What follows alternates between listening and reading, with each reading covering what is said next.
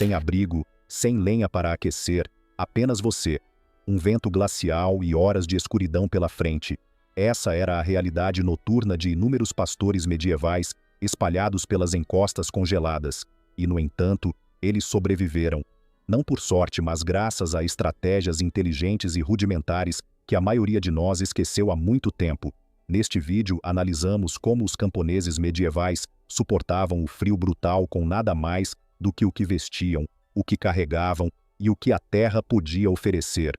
Sem tendas, sem sacos de dormir, apenas sobrevivência pura baseada na lã, no instinto e na pura determinação.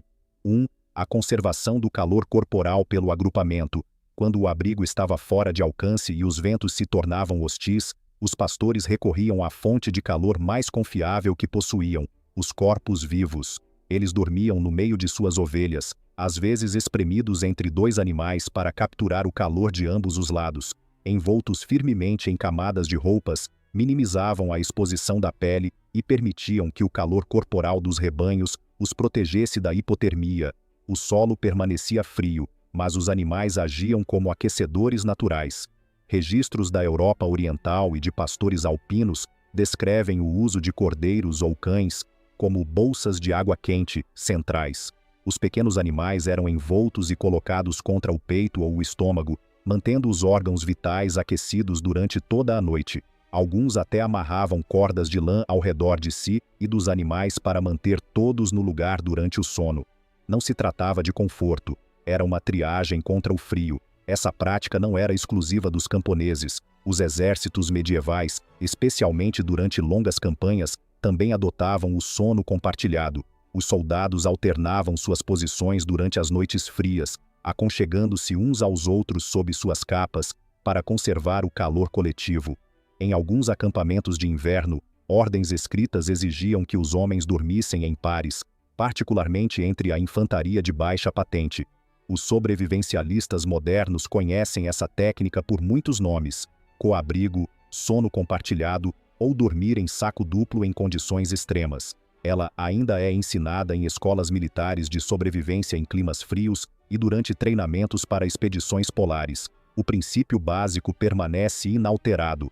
Quando o calor é limitado, isole-o, conserve-o bem e não o deixe escapar para o ar. Em uma verdadeira situação de sobrevivência, o calor não é opcional, é uma estratégia. Os pastores não apenas sobreviveram graças a esse método, eles o normalizaram, sabiam quando descansar perto de uma ovelha, quando se aninhar contra outro pastor e quando continuar se movendo para evitar congelar. Para eles, dormir sozinho era um luxo e um risco que raramente corriam. 2. As capas como abrigo.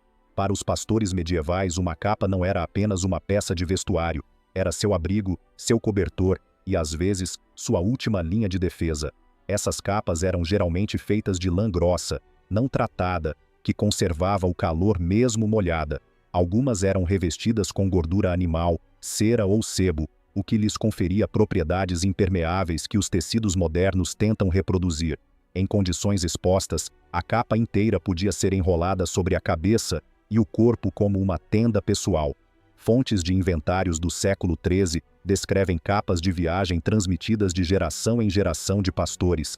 Eram pesadas, mas duráveis, e frequentemente equipadas com um capuz e uma gola reforçada para proteger o pescoço e as orelhas.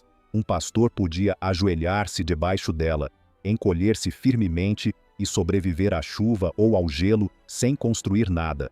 Esse método, embora rudimentar, imitava a técnica do bivac usada pelos sobrevivencialistas modernos para reter o calor corporal em um espaço de baixo volume de ar. Mais de uma vez, uma capa era tudo o que um viajante tinha entre ele e uma morte gelada. Em algumas regiões, as capas eram forradas com pele ou cobertas com palha ou folhas secas para isolamento adicional. Se o tempo permitisse, os pastores recolhiam folhagem, enfiavam-na entre as dobras do tecido e dormiam dentro do acolchoado improvisado. Não era elegante, mas lhes fornecia o calor necessário para chegar ao amanhecer. Os ponchos de lã e os sacos de dormir de emergência atuais seguem o mesmo princípio: envolver o calor, bloquear o vento e impedir que o calor corporal escape. As capas demoravam a secar e cheiravam a fumaça, suor e ovelha, mas funcionavam. Na falta de tendas ou lonas, os pastores medievais não reclamavam, eles simplesmente se apertavam mais em suas capas e esperavam a noite passar. 3. O isolamento do solo. Não é o ar frio que te mata, é o solo frio. Todo pastor que passava a noite ao relento sabia disso instintivamente. Dormir diretamente no solo extraía o calor do corpo como uma esponja. Sem isolamento por baixo, mesmo a capa mais quente se tornava inútil. Para sobreviver, eles criavam barreiras, feno, folhas secas, samambaias ou mesmo restos de lã não lavada eram empilhados em uma camada espessa antes de descansarem. Às vezes o material era amontoado em um ninho em forma de tigela rasa e envolto com capas nas bordas. Não se tratava apenas de conforto, era a única maneira de permanecer seco e conservar o calor durante a noite. Essa estratégia não exigia nenhuma ferramenta, apenas tempo e consciência. Mesmo alguns punhados de grama seca podiam fazer a diferença entre acordar congelado ou acordar. Durante os meses mais úmidos, os pastores recorriam a galhos de árvores, lascas de casca ou mesmo fardos de palha que carregavam em alforjes. Se houvesse gado por perto, esterco às vezes era usado sob a folhagem para gerar calor adicional. Sujo, mas eficaz. O mesmo princípio se aplica hoje. Os artesãos da floresta constroem leitos de detritos. Os sobrevivencialistas carregam colchonetes de espuma. Mesmo os bivaques militares dependem de barreiras terrestres. O corpo perde mais calor por condução do que pelo ar na maioria dos ambientes frios. Os pastores medievais não precisavam de gráficos para explicar isso. Eles simplesmente sabiam que a terra absorveria o que pudesse, a menos que construíssem algo para impedi-la. 4. Truques para cortar o vento. Às vezes, para vencer o frio, o calor não é suficiente. Tratava-se de não se deixar abater pelo vento. Os pastores sem abrigo sabiam ler o terreno. Uma pequena mudança no relevo, uma crista, um matagal, ou mesmo uma árvore caída podiam fazer a diferença entre congelar e resistir. Mas quando nada estava disponível, eles construíam sua própria proteção. Em poucos minutos de trabalho, um pastor podia empilhar pedras secas em um semicírculo baixo, de costas para o vento. Se houvesse árvores ou arbustos por perto, eles entrelaçavam galhos para formar uma parede rudimentar, suficientemente alta para quebrar as rajadas ao nível do solo. Não eram muros de defesa, eram escudos para dormir. Eles reduziam consideravelmente o efeito do vento, e isso por si só significava frequentemente a sobrevivência. Uma variante inteligente era o que alguns chamam hoje de buraco de pastor. Ao cavar uma trincheira rasa, apenas o suficiente para poderem se deitar, e construindo um quebra-vento baixo no lado exposto, eles criavam uma bolsa térmica na própria paisagem. A terra isolava por baixo e a barreira bloqueava o ar por cima. Adicione uma capa, alguns galhos e talvez um pouco de feno, e você tinha uma cama que funcionava como um saco de dormir. Primitivo, mas brutalmente eficaz. Essa técnica ainda aparece em manuais de sobrevivência militar e em guias de Arctic Fieldcraft, técnicas de campo no Ártico. Cave baixo, bloqueie o vento e mantenha-se compacto. Tal buraco não ganhará prêmios de design, mas permite que você permaneça imóvel durante uma longa noite sem precisar de fogo ou lona. Os pastores os usavam porque funcionavam e porque podiam construir um em menos de 10 minutos com nada além de suas mãos. 5. Brasas e fogo transportado. Quando a lenha estava encharcada e o vento uivava nas colinas, o fogo não era algo que se construía, era algo que se conservava. Os pastores medievais aprenderam a acumular brasas, cinzas e terra, usando fogões rasos isolados com pedras ou turfa. Pela manhã eles não procuravam pederneira. Eles descobriam o calor, atiçavam-no e o alimentavam com restos secos. Não era apenas uma questão de conveniência, era uma medida de sobrevivência quando não se podia encontrar lenha seca por dias. Alguns iam mais longe, transportando o fogo com eles entre os acampamentos. Um método consistia em envolver uma brasa ardente em musgo seco, colocá-la dentro de uma bola de argila ou de uma cabaça e selá-la com lã úmida. Esses portadores de brasas, que alguns artesãos da floresta chamam agora de ovos de fogo, podiam queimar por 6 a 12 horas se o oxigênio fosse corretamente controlado. Em algumas regiões alpinas, os pastores colocavam o saco de brasas dentro de um saco forrado com lã e esterco, transformando-o em uma bateria de calor para longas viagens. O fogo não era apenas uma questão de ignição, tratava-se de distribuição.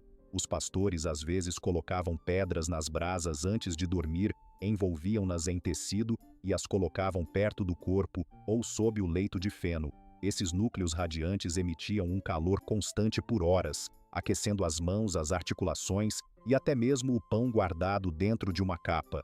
O processo era silencioso, sem fumaça e suficientemente seguro para ser usado descansando sob uma árvore ou dentro de um quebra-vento de pedra. Os sobrevivencialistas de hoje usam pedras quentes, tijolos de carvão ou caixas de isca para resultados semelhantes, mas o método do pastor era menos tecnológico e mais sustentável. Não exigia recipientes metálicos nem produtos químicos, apenas terra, paciência e prática. Em uma época em que o fogo significava vida, aprender a transformar uma única brasa em uma noite de conforto era uma arte que merece ser lembrada. 6. Peles de animais e gordura. Quando o frio transpassava a lã e os quebra-ventos, os pastores buscavam algo mais primário: a gordura crua e a pele de animal. Peles de ovelha, cabra ou cervo eram frequentemente usadas imediatamente após o abate, quando ainda estavam flexíveis e ricas em óleos naturais. Essas peles enroladas com o pelo para dentro aprisionavam o calor enquanto seu reverso coriáceo bloqueava o vento e a umidade. Mas o que as tornava poderosas não era apenas a pele, era o que eles faziam com elas em seguida. Para melhorar o desempenho, os pastores extraíam a gordura dos mesmos animais, sebo ou banha, e a esfregavam em suas capas e em sua pele. Isso criava uma vedação gordurosa que repelia a umidade e retardava a perda de calor por evaporação. Alguns iam mais longe e misturavam a gordura com cinza ou pó de casca de árvore para criar uma camada mais pegajosa e durável que permanecia flexível mesmo em temperaturas negativas. Esses revestimentos eram mal cheirosos e pegajosos, mas mantinham as pessoas vivas. Os métodos regionais refinaram a ideia. Nas terras altas da Escócia, os pastores mergulhavam meias de lã e casacos de couro em água doce morna misturada com cinza de urze. Depois os deixavam endurecer na fumaça da lareira. Os pastores escandinavos usavam óleo de peixe, aplicando-o nas peles de rena e deixando-o congelar para formar uma crosta que repelia a neve e o granizo. Mesmo os habitantes das cidades da Europa Oriental usavam gordura de medula óssea dentro de botas de couro para manter os pés aquecidos durante longas viagens. Os artesãos modernos do bushcraft, técnicas de vida na natureza, reproduzem essas práticas com tratamentos de lona com cera de abelha e óleo, ou revestimentos para vapor e sistemas de dormir. O conceito é idêntico: aprisionar o calor, repelir a umidade e impedir que o vento roube o calor. Os pastores medievais não tinham Gore-Tex, mas tinham química, instinto e necessidade, e sua solução ainda supera os equipamentos sintéticos quando usada corretamente. 7. Movimento noturno e microcochilos. Permanecer imóvel em ar glacial faz perder calor mais rapidamente do que quase qualquer outro fator. Os pastores medievais geralmente resolviam esse problema dividindo a noite em intervalos ativos e cochilos curtos e energéticos. Em vez de ficarem deitados por horas, eles caminhavam ou realizavam tarefas simples, como separar lãs, arrumar pedras ou atiçar brasas, até que sua temperatura corporal central estivesse suficientemente alta para arriscar um breve descanso. Quando os músculos se cansavam, eles procuravam um local protegido do vento, encolhiam-se em bola por 10 a 15 minutos, depois se levantavam e voltavam a se mover. Esses microcochilos forneciam recuperação suficiente para evitar a hipotermia sem as longas exposições que o sono tradicional exige. Relatos escritos de pastores dos Pirineus e dos Cárpatos indicam que manter as extremidades em movimento evitava o frio e a rigidez das articulações e mantinha a circulação. O treinamento moderno de sobrevivência em clima frio ensina o mesmo princípio de repouso ativo, breves períodos de movimento intercalados com períodos de repouso controlado. Pesquisas mostram que mesmo uma atividade mínima, mexer os dedos dos pés, balançar os braços ou dar alguns passos, aumenta a temperatura metabólica em até 20%. Para os pastores nas encostas abertas, esse padrão transformava uma perigosa vigília noturna em uma série de turnos gerenciáveis. Ao se recusarem a permanecer imóveis até que fosse absolutamente necessário, os pastores medievais mantinham seu sangue circulando, sua mente alerta e seus corpos vivos. Em um verdadeiro cenário de sobrevivência, nunca subestime o poder do movimento e do cochilo estratégico. Sobreviver a uma noite gelada sem abrigo exigia mais do que coragem, exigia saber como transformar lã, terra e biologia em equipamentos de sobrevivência. Os pastores medievais dominavam a construção de ninhos que exploravam o calor corporal, abrigos feitos de capas, isolamento do solo, quebra-ventos, portadores de brasas, peles tratadas com gordura e ciclos de repouso ativo. Cada tática trocava as comodidades modernas por materiais simples e pura engenhosidade.